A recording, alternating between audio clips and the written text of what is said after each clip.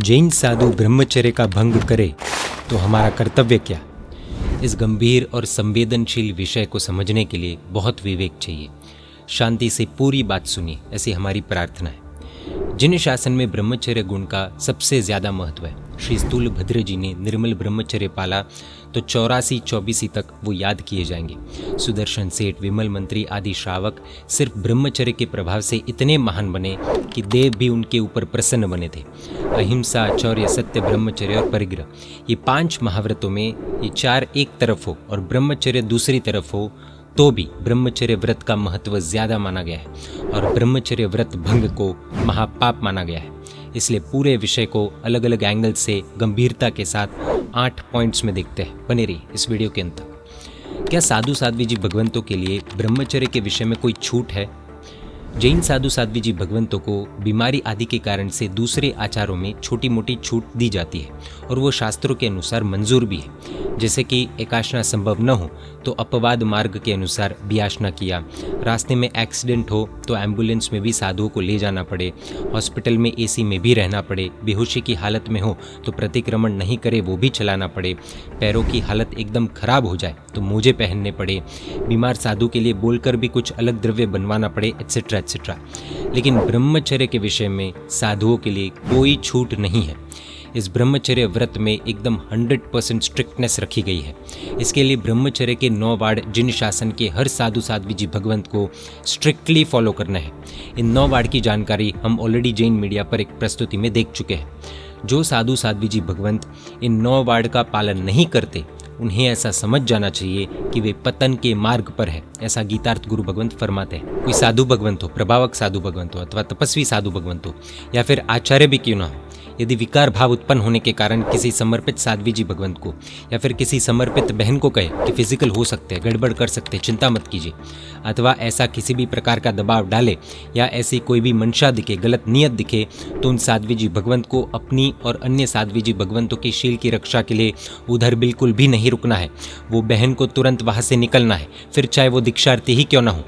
जैन शासन इसकी अनुमति बिल्कुल भी नहीं देता।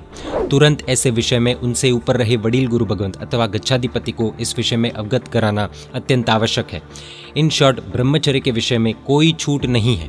कष्ट सहन करने हैं, डांट फटकार सहन करनी है। शील पर आक्रमण अथवा शील भंग बिल्कुल भी सहन नहीं करना है। शील भंग को कष्ट मानकर सहन करने वाला मूर्ख नहीं, महामूर्ख है। ब्रह्मचर्य में गड़बड़ी हो तो शास्त्र क्या कहते हैं? शास्त्रकारों ने संबोध सत्तरी ग्रंथ में कहा है कि जो साधु ब्रह्मचर्य से भ्रष्ट है वो अगर दूसरे ब्रह्मचारी साधु साध्वी जी आदि के वंदन लेते हैं तो वो अगले भव में लूले लंगड़े बनते हैं और अगले भवों में उनको जैन धर्म की प्राप्ति भी दुर्लभ हो जाती है। लगभग 1000 वर्ष पहले के श्री योग शास्त्र ग्रंथ में लिखा है कि गुरु अब्रह्मचारी अपि कष्टम नष्टम हा जगत। कलिकाल सर्वज्ञ श्री हेमचंद्र सुरेश्वर जी महाराज साहब कह रहे हैं कि अब्रह्मचारी भी अगर गुरु हो सकते हैं, साधु हो सकते हैं, तो वो तो बहुत दुख की बात है। पूरा विश्व खत्म ही हो गया। अर्थात ब्रह्मचर्य का भंग हो वह शास्त्रकारों को बिल्कुल भी स्वीकार्य नहीं है। शास्त्रों में आती अन्य बातें भी हम आगे देखेंगे। अब हम आगे देखेंगे कि ब्रह्मचर्य व्रत का भंग होने पर क्या सजा दी जाती है और हर एक का रोल अलग अलग सिचुएशन में देखेंगे। जैसे कोई साधु भगवंत ब्रह्मचर्य व्रत का भंग करे तो वह साधु का क्या रोल, उनके गुरु का क्या रोल, उनके शिष्यों का क्या रोल, श्रावक श्राविकाओं का क्या रोल, एटसेट्रा।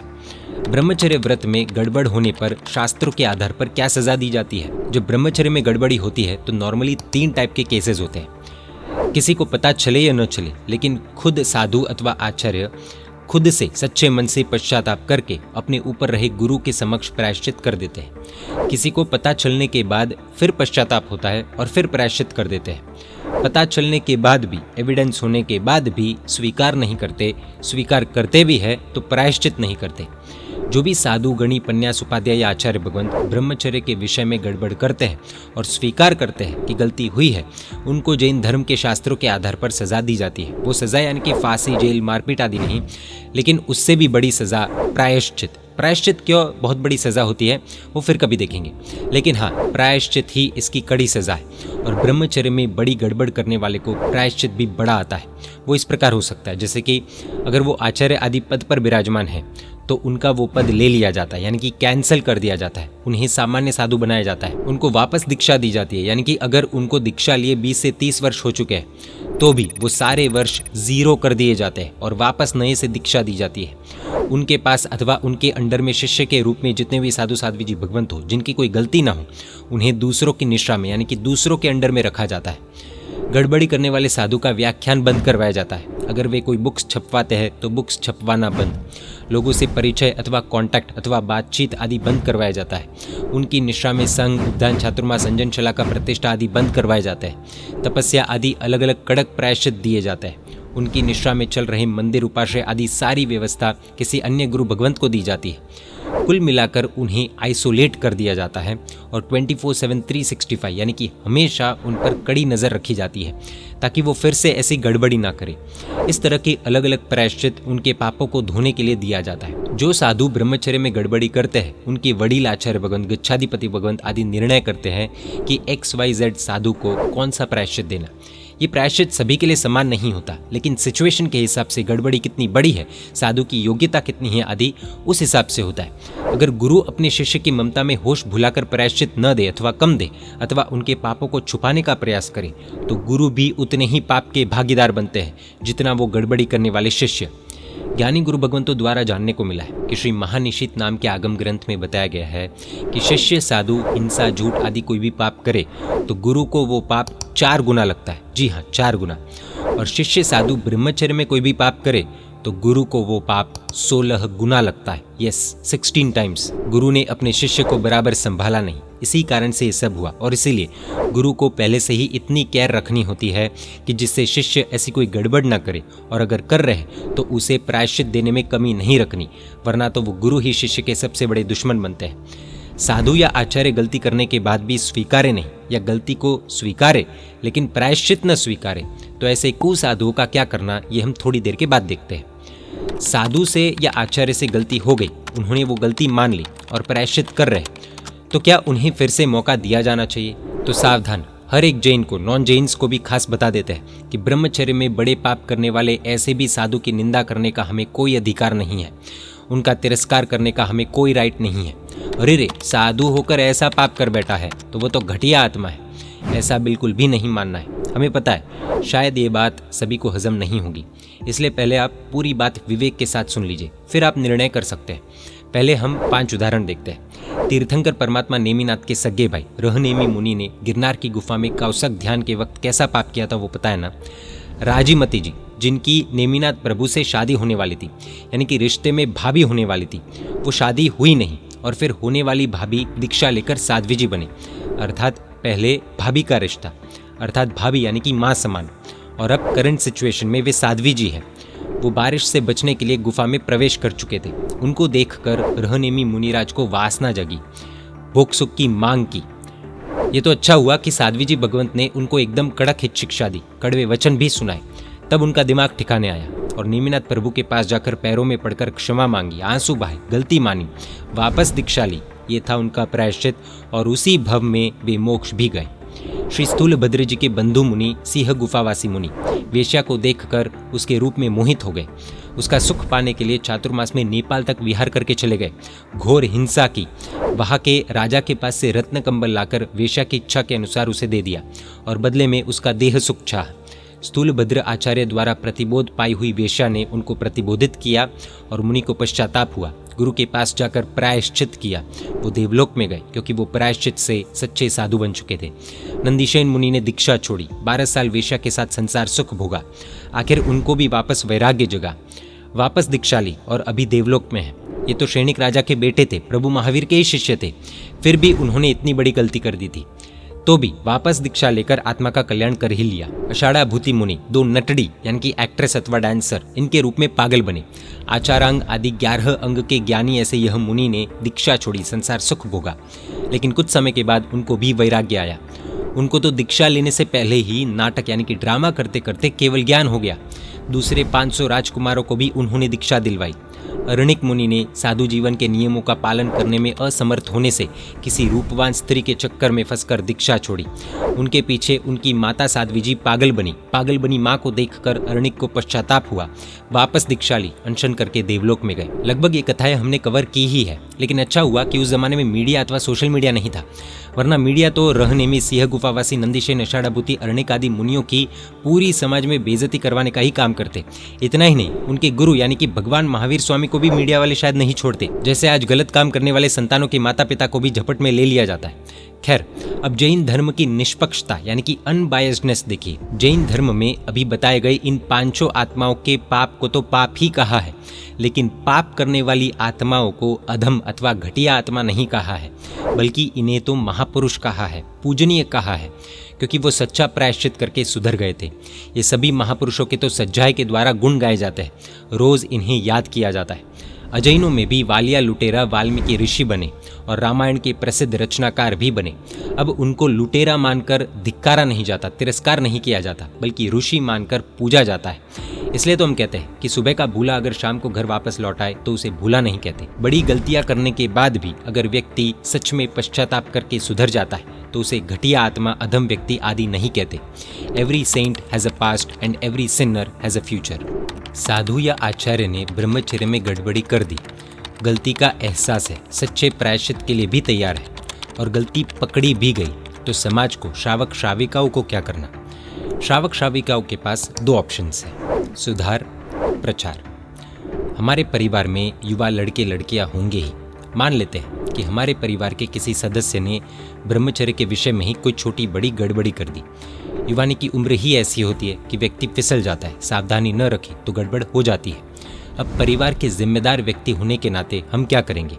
दो ऑप्शंस आते हैं। ऑप्शन नंबर 1, उसकी गलती सुधारो, उसे पनिशमेंट दो, उसे सही करो, उसे उसकी गलती का एहसास करवाओ और भविष्य में ऐसी गलती न करे उसकी सीख दो। ऑप्शन नंबर 2, ये सब छोड़कर ढिंडोरा पीटो कि मेरे बेटे ने ये कर दिया, हाय प्रभु, मेरी बेटी ने ये कर दिया, हाय प्रभु, मेरे भाई या बहन ने मुंह काला कर दिया, हाय प्रभु। हम क्या करेंगे? ये वीडियो सुन रहे लोगों ने भी जीवन में छोटी बड़ी गलतियां की ही होगी, शायद पकड़े नहीं गए होंगे बस। इसलिए सबसे पहले तो हमारा इंटेंशन क्या है? साधुओं की गलती को सुधारना या उनकी गलतियों को सोशल मीडिया आदि के द्वारा घुमाकर प्रचार करना? किसी साधु को उनकी गलती का एहसास हो तो क्या उन गलतियों का प्रचार उचित है? क्या गलतियों को फैलाना इस सज्जन व्यक्ति को शोभा देता है? आक्रोश हो सकता है, स्वाभाविक है कि जिनको हमने हमारे सर पर, माथे पर रखा, जिनको हमने वंदन किया, समर्पण किया, उन्होंने ये कैसा कृत्य कर दिया, गुस्सा भी आ सकता है। उनके ऊपर का राग अथवा समर्पण आक्रोश अथवा क्रोध अथवा द्वेष में परिवर्तित हो सकता है। लेकिन प्रश्न सिर्फ इतना है कि क्या प्रचार से सॉल्यूशन हो सकता है? सच्चा श्रावक, विवेकी श्रावक यही कहेगा कि नहीं, जिन्हें अपनी गलती का एहसास हो गया है उनकी गलतियों का प्रचार करने से सॉल्यूशन तो कुछ नहीं होगा, लेकिन हाँ, सॉल्यूशन तो गलतियों का सुधार करने से होगा, प्रायश्चित से होगा, सच्चे प्रायश्चित से होगा। अब विवेकी श्रावक के दो कर्तव्य बन जाते हैं। ब्रह्मचर्य व्रत भंग जैसी बड़ी गलती करने वाले साधुओं को या आचार्यों को कड़क सख्त प्रायश्चित मिलना ही चाहिए, ऐसा ध्यान में रखना, क्योंकि गलती बड़ी की है, पाप बड़ा किया है। लेकिन ये ऑपरेशन थिएटर में करना है। उन्हें अगर उनकी गलतियों का एहसास हो गया है तो उनकी बड़ी गलतियां खुले बाजार में बिल्कुल भी नहीं घुमाना, कोई घुमाए तो उसे रोकना। प्लीज़ नोट, ये व्यवस्था उनके लिए है जो गलती करने के बाद सुधरने की इच्छा रखते हैं एवं सच्चा प्रायश्चित करना चाहते हैं। गलती नहीं मानने वाले या मनमानी करने वाले या गलती मानकर भी सच्चा प्रायश्चित एक्सेप्ट नहीं करने वाले ऐसे कुसाधुओं के साथ क्या करना चाहिए वो हम कुछ ही देर में देखेंगे। लेकिन उससे पहले एक छोटी सी घटना देखते हैं। एक लड़का चोरी करते हुए पकड़ा गया। लोग इकट्ठा हुए और उसे मारने लगे। वहां से पसार होते हुए एक संत ने सभी को रोका और कहा कि आप लोगों में से जिसने जिंदगी में कोई भी पाप नहीं किए हो वो आ गया है, वो इस चोर को मारने के हकदार है। समझदार लोग चुपचाप चले गए। आज मान लो कोई साधु या साध्वी पकड़े गए, हजारों लाखों लोगों ने क्रिटिसाइज करना शुरू कर दिया। घर से दुकान, बीच चौराहे, अरे मंदिर उपाश्रय भी नहीं छोड़े, सब जगह बात होने लगी। निंदा के, क्रोध के, आक्रोश के संस्कार गाढ़ करते गए, साधुओं के प्रति का द्वेष बढ़ाते गए। लेकिन उस हर एक आत्मा को अपनी आत्मा से खुद से पूछना चाहिए कि क्या वो ये सब निंदा, तिरस्कार, धिक्कार करने के हकदार है। उन्होंने अपने अपने जीवन में जो जो पाप किए हैं क्या वो बाजार में खुला करके बोल सकते हैं?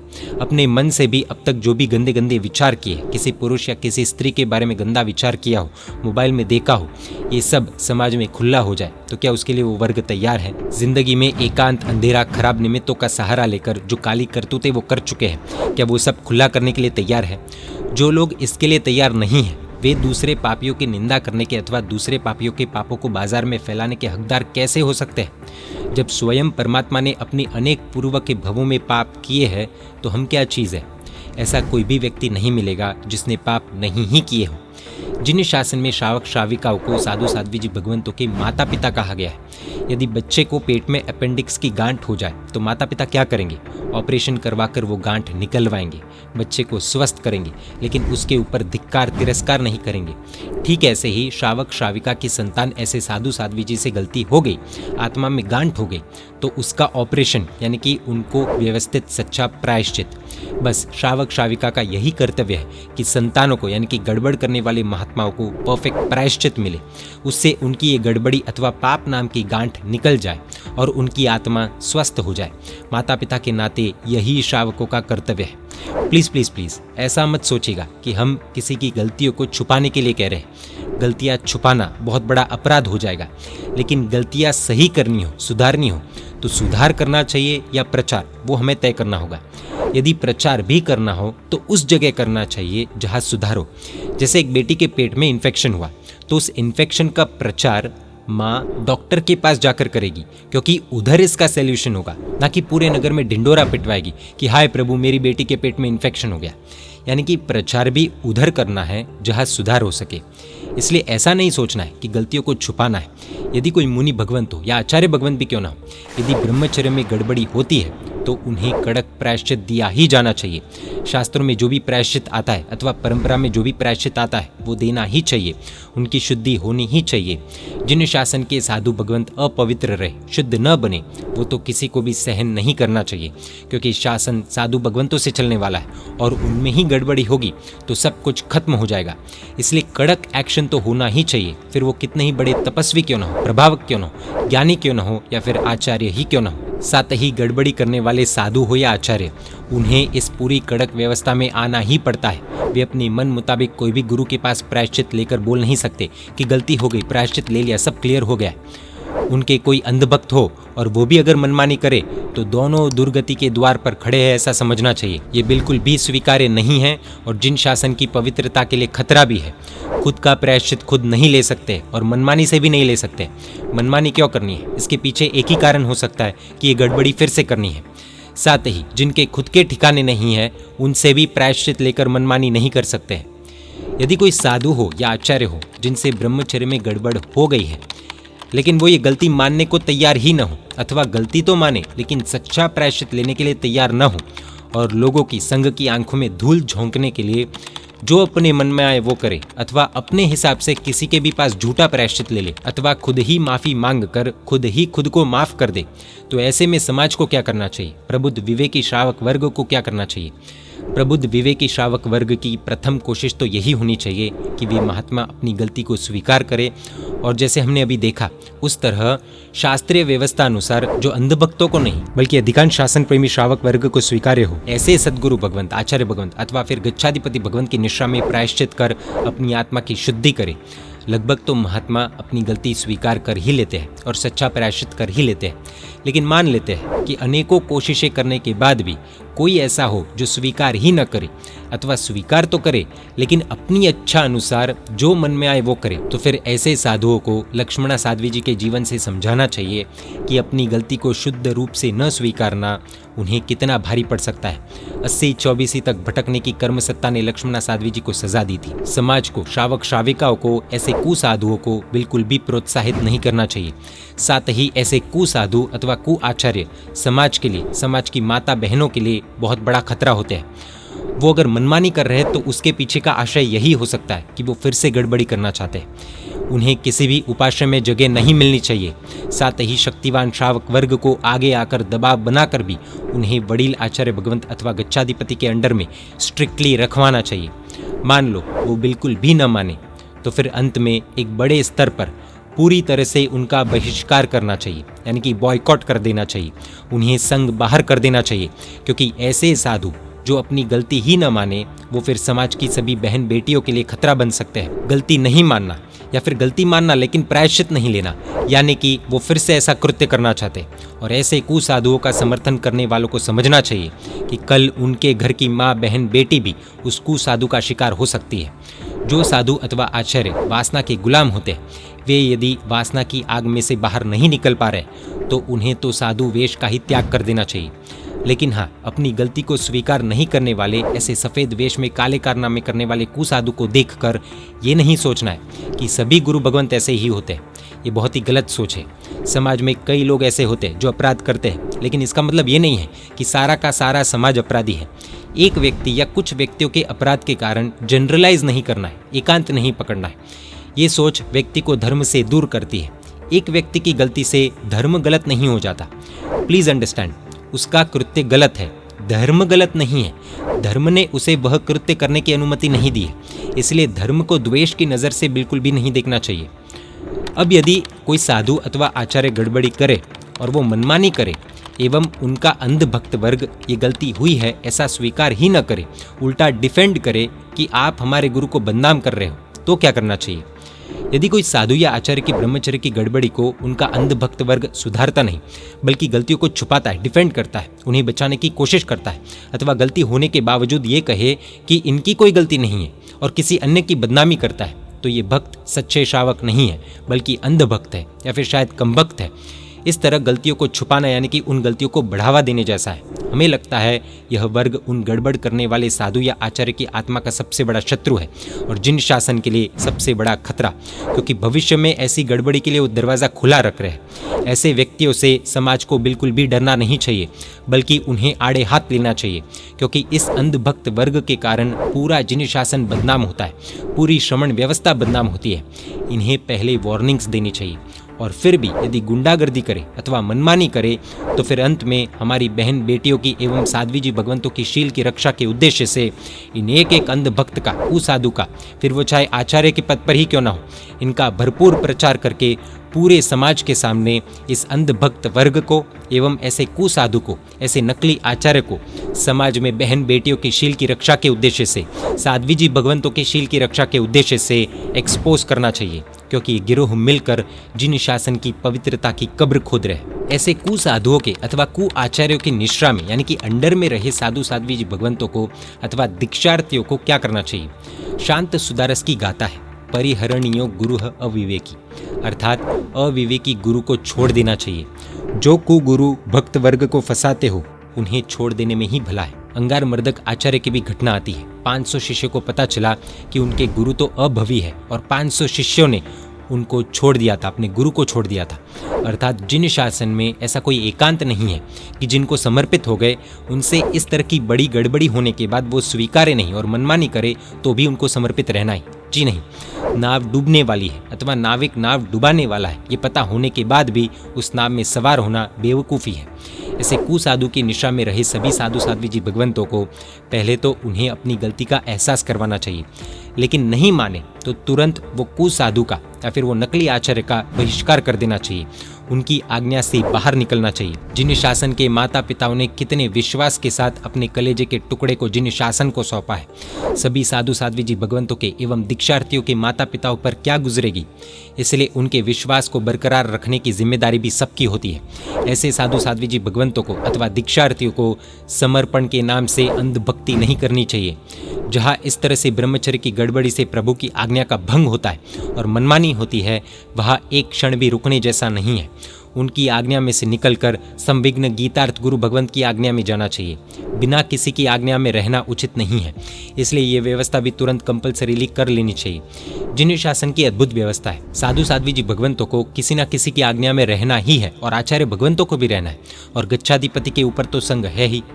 हम ऐसे कुसाधुओं को, कु आचार्यों को भी चेतावनी दे देते हैं। ऐसी गड़बड़ी करने के बाद यदि आप किसी भी तरह की मनमानी करेंगे तो हम ऐसे नकली साधुओं को बेनकाब करने की हिम्मत रखते हैं। हम नकली धमकी नहीं दे रहे हैं। ज़रूरत पड़ी तो चेहरे और नाम के साथ समाज की बहन बेटियों के शील की रक्षा के उद्देश्य से, साध्वी जी भगवंतों के शील की रक्षा के उद्देश्य से एक्सपोज भी करेंगे। गलती किसी से भी हो सकती है, सच्चा प्रायश्चित लेकर शुद्ध बनिए। लेकिन ब्रह्मचर्य जैसे विषय में गलती करने के बाद गलती स्वीकारना नहीं, अथवा स्वीकारना लेकिन मनमानी करना, यानी कि ऐसे लोग शासन के शत्रु हैं और शासन के शत्रुओं को बेनकाब करने की हम पूरी हिम्मत रखते हैं। और हम उम्मीद रखते हैं कि जिन शासन के सच्चे साधु साध्वी जी भगवंत एवं श्रावक श्राविका हमारा साथ जरूर देंगे। बहुत जल्द हम बिना नाम लिए कुसाधुओं को पहचानने के लिए कुसाधु एवं सुसाधु के लक्षण बताने का प्रयास करेंगे, ताकि कुसाधुओं से सभी सावधान हो जाए। जय जिन शासन, जय महावीर।